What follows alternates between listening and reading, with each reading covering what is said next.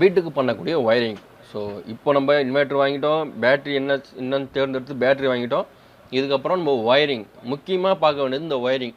நம்ம வீட்டில் இருக்கேன்னு சொல்லிட்டு டோட்டலாக எல்லாத்தையுமே கொடுத்துட்டீங்க அப்படின்னா, மொத்தமாக வீட்டில் கரண்ட் நிற்கிறப்போ எல்லாம் யூஸ் பண்ணிகிட்டு இருக்கப்போ என்ன ஆகும், உங்களுக்கு சடனாக உங்களுக்கு வோல்டேஜ் பவர் எடுத்து உங்களுக்கு இன்வெர்ட்டர் சில டைம் ஓவர்லோடு போகலாம். அடிக்கடி ஓவர்லோடு போயிட்டே இருந்ததுன்னா அந்த மாதிரி ப்ராப்ளம் வந்துகிட்டே இருக்கப்போ போர்டில் ஏதாவது ப்ராப்ளம் வரலாம் இன்வெர்ட்டரில், அப்படி இல்லைனா டிரான்ஸ்ஃபார்மர் கூட ஃபால்ட் ஆகலாம். ஸோ இந்த மாதிரி விஷயங்கள்லாம் இருக்குது. அதனால் உங்களுக்கு என்ன லோடு வேணுமோ அந்த லோடு மட்டும் நீங்கள் கனெக்ட் பண்ணுங்கள்.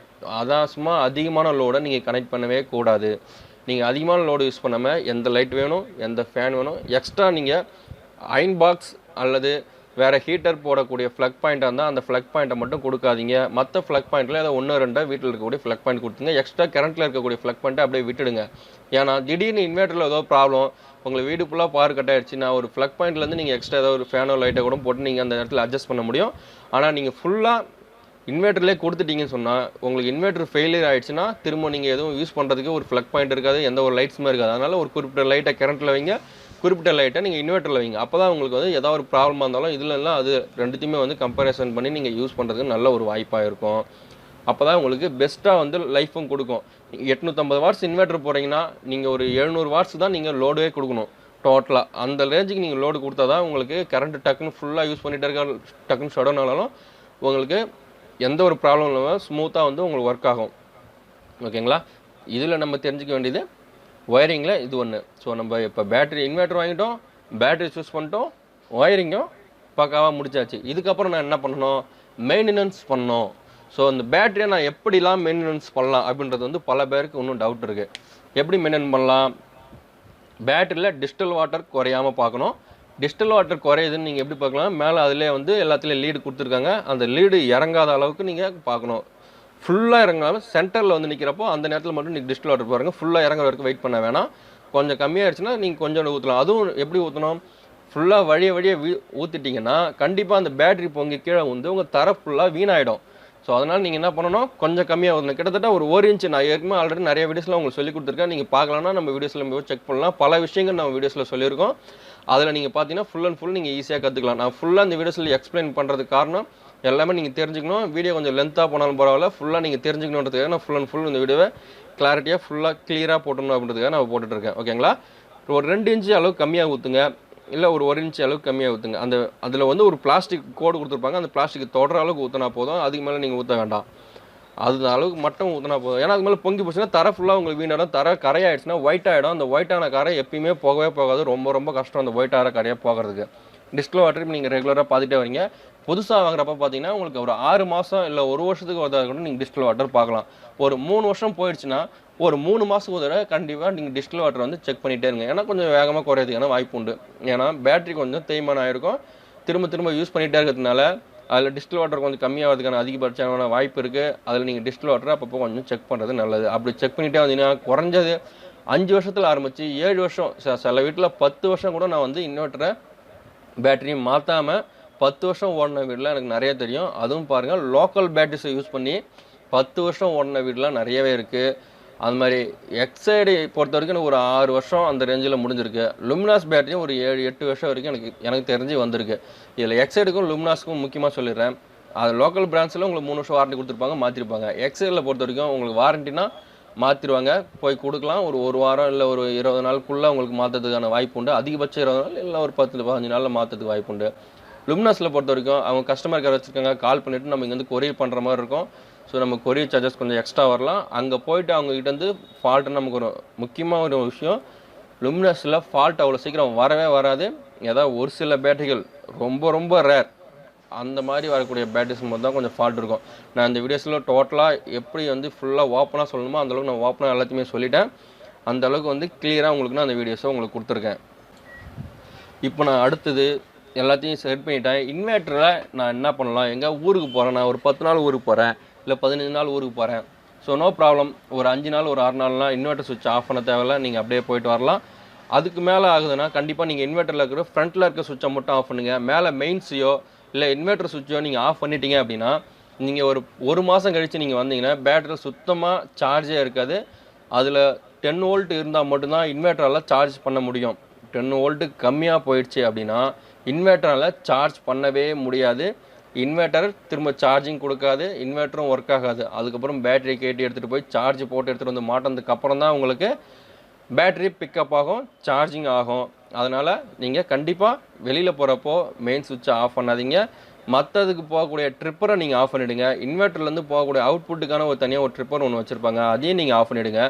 இன்வெர்ட்டருக்கு வரக்கூடிய பவரை மட்டும் அப்படியே விட்டுடுங்க. அப்போ தான் பேட்டரிஸ் வந்து ஃபால்ட் ஆகாமல் இருக்கும், சார்ஜிங் அதில் இருக்கும், உங்களுக்கு எந்த ஒரு ப்ராப்ளம் வராது. இன்வெர்ட்டரில் ஃப்ரண்ட்டில் இருக்கிற சுவிட்சை மட்டும் ஆஃப் பண்ணிட்டு போயிட்டீங்கன்னா பவர் கட் ஆனால் உங்களுக்கு ஒர்க் ஆகாது.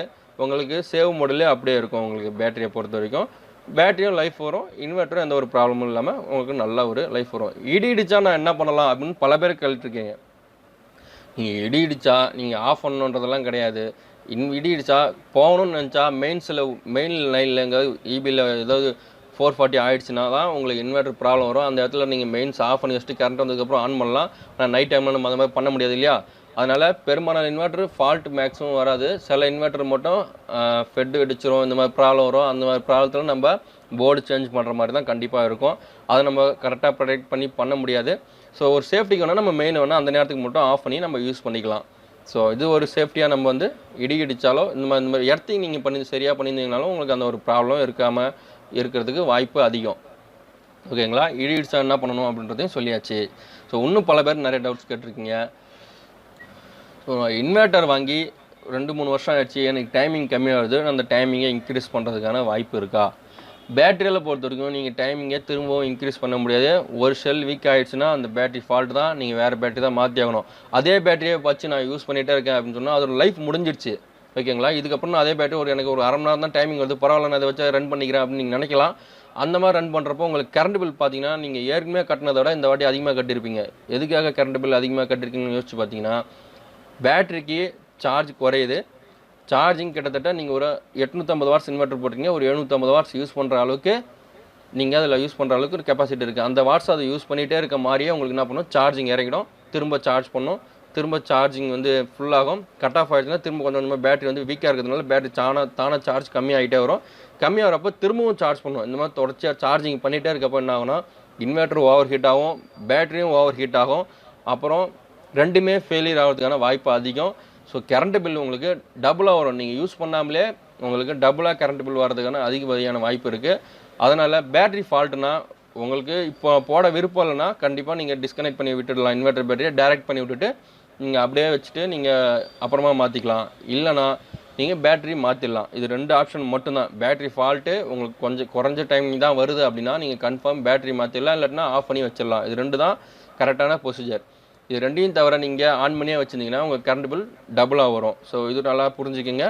இதுவும் நிறைய பேர் டவுட் கேட்டிருந்தீங்க, அந்த டவுட்டும் இதில் கிளியர் ஆகிடுச்சு. ஸோ அடுத்த நெக்ஸ்ட் டவுட், ஸோ இன்வெர்ட்டர் நானே வாங்கி நானும் ஆன்லைனில் போட்டிருக்கேன், பேட்டரியில் நானே கனெக்ட் பண்ண போகிறேன் அப்படின்னு நீங்கள் ஆசைப்படுறீங்க, இல்லை சேஞ்ச் பண்ணுறீங்க, ஒரு வீட்டிலேருந்து இன்னொரு வீட்டுக்கு மாற்றுறீங்க அப்படின்னா இன்வெர்ட்டர் பேட்டரி கைட்டி தான் எடுத்துகிட்டு போவீங்க. அப்படி எடுத்துகிட்டு போகிறப்ப பார்த்தீங்கன்னா இன்வெர்ட்டர் பேக்கில் இருக்க சுவிட்சை நீங்கள் கவனிக்க மாட்டீங்க. அதில் 2 சுவிட்ச் இருக்கும். பார்த்தீங்கன்னா சார்ஜிங்கான 2 சுவிட்ச் இருக்கும். அது 2ம் கவனிக்காத காரணத்தினால உங்களுக்கு சார்ஜிங் ஆகக்கூடிய டைமிங் வந்து டிஃப்ரென்ஸ் ஆகலாம். அதில் இருக்கக்கூடிய சுவிட்சு நீங்கள் யூபிஎஸ் மோடு, இன்வெர்ட்டர் மோடுன்னு ஒன்று இருக்கும். அது 2ல் யூபிஎஸ் மோடு வச்சிங்கன்னா நீங்கள் சிஸ்டம் யூஸ் பண்ணால் ஷட் ஆகாமல் இருக்கிற மாதிரி இருந்தால் மட்டும்தான் நீங்கள் யூபிஎஸ் மோடு யூஸ் பண்ணலாம். ஸோ நீங்கள் லோ வோல்டேஜ் உங்கள் வீட்டில் வந்துட்டு இருக்கு அப்படின்னா நீங்கள் யூபிஎஸ் மோடில் வச்சுருந்தீங்கன்னா ஆட்டோமேட்டிக்காக கரண்ட் இருக்கப்பயும் இன்வெர்ட்டரில் தான் ஒர்க் ஆகும். நீங்கள் பார்த்தீங்கன்னா 250 வோல்ட்டுக்கு மேலேயோ இல்லை 200 வோல்ட்டுக்கு கீழே போகிறப்ப யூபிஎஸ் மோடில் இருந்ததுன்னா உங்களுக்கு ஆட்டோமேட்டிக்காக கரண்ட் இருந்தாலும் இன்வெர்ட்டரில் தான் ஒர்க் ஆகும். இதுவே நீங்கள் நார்மலாக இன்வெர்ட்டர் மோடு கீழே ஒன்று இருக்கும், ஸோ நார்மல் மோடுன்னு இருக்கும் சிலதில். அதில் நீங்கள் கீழே தள்ளி விட்டுட்டிங்கன்னா, அந்த சுவிட்சை கீழே இறக்கி விட்டுட்டிங்கன்னா அதில் உங்களுக்கு ஹை வோல்டேஜ் வரைக்கும் 260 இல்லை 270 வரைக்கும் சில இன்வெர்ட்டரில் கொடுத்துருப்பாங்க. சில இன்வெர்ட்டரில் அதுக்கும் லோ வோல்டேஜில் பார்த்தீங்கன்னா ஒரு 180 170 இந்த ரேஞ்சுக்கு கொடுத்துருப்பாங்க. ஸோ அந்த வோல்டேஜ் வரைக்கும் உங்களுக்கு கரண்ட்டில் தான் கொடுத்துருக்கோம். அதுக்கும் கீழே போனால் தான் ஆட்டோமேட்டிக்காக இன்வெர்ட்டரில் சேஞ்ச் ஆகும். இதை நீங்கள் கன்ஃபார்ம் பார்த்துக்குங்க. உங்களுக்கு கரண்ட் இருக்கப்போ இன்வெர்ட்டரில் ஒர்க் ஆகிட்டு இருக்கு எனக்கு அப்படின்னு நீங்கள் சொன்னீங்கன்னா இதுதான் காரணம். நீங்கள் அந்த யூபிஎஸ் மோடு இல்லை இன்வெர்ட்டர் மோடு சுவிட்சை வந்து மாற்றி வச்சுருக்கீங்க அப்படின்னு அர்த்தம். அதை ஒரு தான் செக் பண்ணிக்கங்க. அடுத்தது எனக்கு டைமிங் வரல, புது பேட்டரி தான் ஒர்க் ஆகுது, அங்கேருந்து சேஞ்ச் பண்ணதுக்கப்புறம் தான் எனக்கு ஒர்க் ஆக மாட்டுது அப்படின்னு நீங்கள் இது பண்ணிங்கன்னா பேக்கில் இன்னொரு சுவிட்ச் இருக்கும். அதுதான் ஹை சார்ஜிங் லோ சார்ஜிங் சொல்லுவாங்க. அந்த ஹை சார்ஜிங் லோ சார்ஜிங் சுவிட்சை நீங்கள் டியூப்லர் பேட்டரி இருந்தால் ஹை சார்ஜிங் தான் வைக்கணும். அப்போ தான் உங்களுக்கு பேட்டரி கரெக்டாக சார்ஜிங் ஆகிட்டு உங்களுக்கு ஃபுல் டைமிங் கொடுக்கும். இல்லை லோ சார்ஜில் வச்சுருந்தீங்கன்னா அதோட கட் ஆஃப் வந்து பார்த்திங்கன்னா கிட்டத்தட்ட 14.2 இந்த ரேஞ்சுக்கு இருக்கும். ஆனால் நீங்கள் லோ சார்ஜிங் வைக்கிறப்போ சார்ஜிங் ஆர்ம்ஸ் கம்மியாக போகும், ரொம்ப நேரம் சார்ஜ் ஆகும், ப்ளஸ் ஆர்ம்ஸும் கம்மியாகவே கட் ஆஃப் ஆகி முடிஞ்சிடும். அதனால் உங்களுக்கு பேட்டரி டைமிங் வராது, உங்களுக்கு குறைஞ்ச டைமிங் தான் ஒர்க் ஆகும். இது குறைஞ்ச டைமிங் வரதுனால பிரச்சனை கிடையாது.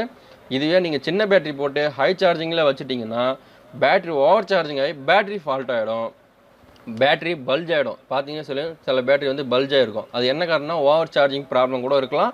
அந்த மாதிரி ஓவர் சார்ஜிங் ஆச்சுன்னா உங்களுக்கு பேட்டரி பல்ஜ் ஆகிறதுக்கான வாய்ப்பு இருக்குது. அதனால் அதையும் நீங்கள் அந்த சுவிட்சை கரெக்டாக இருக்கா அப்படின்றத செக் பண்ணிக்கங்க. அதுக்கப்புறமா சில இன்வெர்ட்டரில் மட்டும்தான் அந்த சுவிட்ச் கொடுத்துருப்பாங்க, ஹைப்ரிட் மோட்னு லாஸ்ட்டில் ஒரு சுவிட்ச் கொடுத்துருப்பாங்க. அதை நீங்கள் கிளிக் பண்ணிங்கன்னா